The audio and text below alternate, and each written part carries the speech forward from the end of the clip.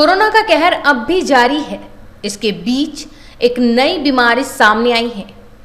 Covid में diabetes, heart attack, blood clotting के बाद अब फंगल इन्फेक्शन की शिकायतें आ रही है। म्यूकरमाइकोसिस इन्फेक्शन एक गंभीर बीमारी है जो शरीर में बहुत तेजी से फैलती है, जिसे आम बोलचाल की भाषा में ब्लैक फंगस कहा जाता है। यह मरीज के दिमाग, फेफड़े या फिर स्किन पर अटैक करता है। डॉक्टरों के अनुसार म्यूकरमाइकोसिस ब्लैक फंगस घातक इन्फेक्शन है जो कि हमारे शरीर में ब्लड सप्लाई को प्रभावित करता है।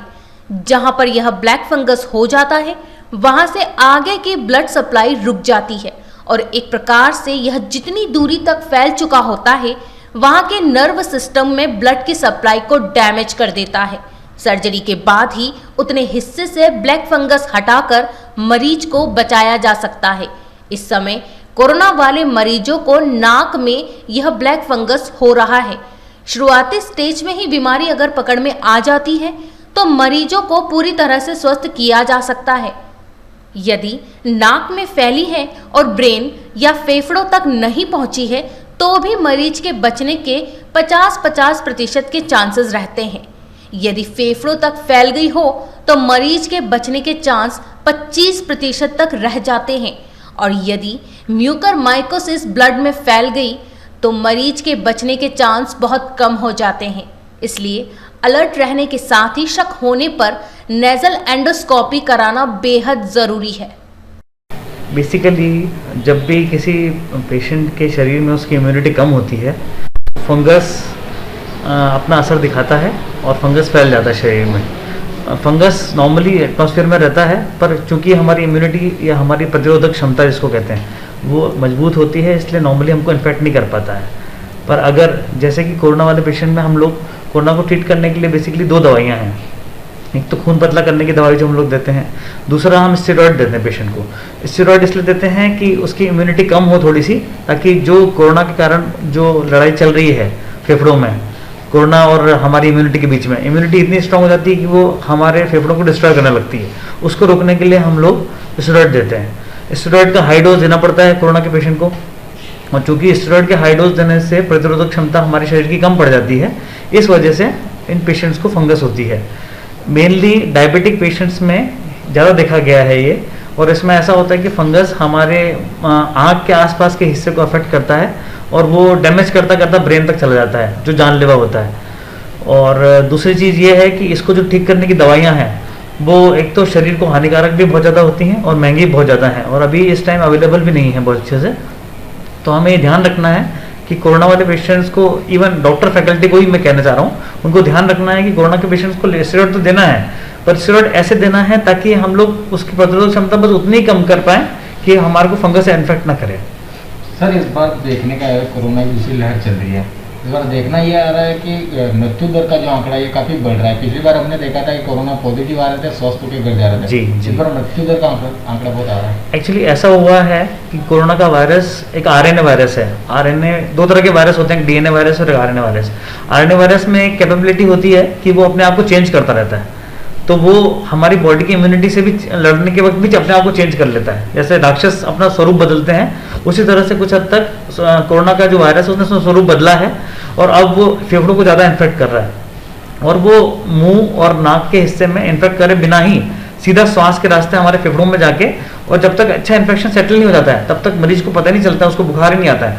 तो मरीज जब पहली बार आपको दिखाने आता है बुखार के रूप में या खांसी के रूप में, तब तक वायरस उसके फेफड़े का मेजर हिस्सा कवर कर चुका होता है।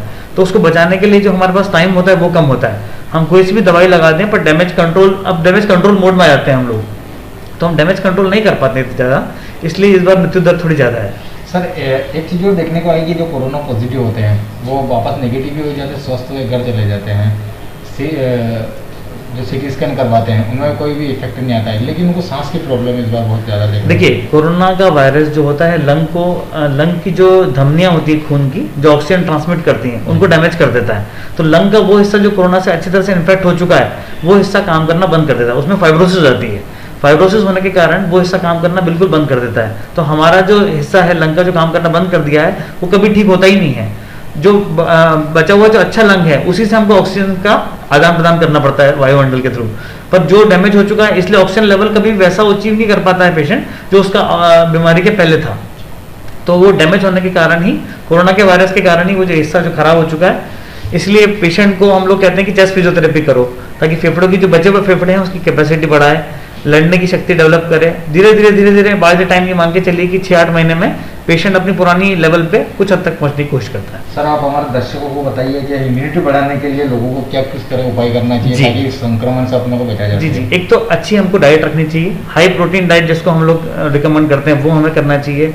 मतलब अगर जो लोग मांसाहारी हैं वो मांस का और अंडे का सेवन करें, जो शाकाहारी हैं वो दालों की मात्रा अपने शरीर में बढ़ाएं, खाने में अपने दालों की मात्रा बढ़ाएं, फल फ्रूट्स बढ़ाएं, जो सिट्रस फ्रूट्स होते हैं जैसे कि आंवला हुआ या संतरा हुआ या एप्पल हुआ, पाइनएप्पल हुआ, ऐसी चीज़ों को हमारी मात्रा, इनकी खाने की मात्रा बढ़नी चाहिए। और अच्छा, दूसरी चीज़ ये है कि कुछ गोलियां जो आती है, एक जिंकोविट करके गोली आती है, सिंपल सी गोली है। जिंक की मात्रा, ऐसा कहा गया है कि जिंक जितना हम ज़्यादा लेते हैं उतनी हमारी इम्यूनिटी बढ़ती है। तो जिंकोविट करके टैबलेट आती है, वो प्रिस्क्राइब करना चाहिए लोगों को, या फिर जिंक कहीं से भी जहाँ से आपको सोर्स मिले। बेसिकली तो हम लोग जो खाना पीना खाते हैं उसी से हमको माइक्रोन्यूट्रिएंट्स वगैरह सब कुछ मिल जाते हैं। तो अच्छे से डाइट रखें, सुबह 3 बार खाएं, नाश्ता, दोपहर में खाना, रात को डिनर भी अच्छे से करें, और घूमने वूमने का ध्यान रखें। अपनी कैपेसिटी सांस की बढ़ाने के लिए थोड़ा सा प्राणायाम भी करें, उससे भी फायदा होगा। जी, थैंक यू। ये ब्लैक फंगस के संक्रमण की घटना सामने आ रही है और वो बहुत भयानक है। जो सुना है आपको, जो इफेक्ट होता है, बाकी जो प्रभाव होते हैं, किसी का तो पूरा जबड़ा ही निकाल देना पड़ा, आंख निकालनी पड़ी। तो ये मेरा चिंता का विषय है।